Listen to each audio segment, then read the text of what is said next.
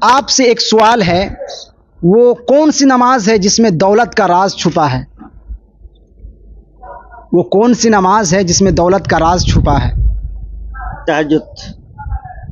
तहज्जुद तो है। तहज्जुद की नमाज में यकीनी तौर पे अल्लाह तबारक व तआला बहुत नवाजता है, लेकिन एक और नमाज है, उसके बारे में तो नहीं क्लियर। और उस नमाज को पढ़ने से उम्रे का भी सवाब मिलता है।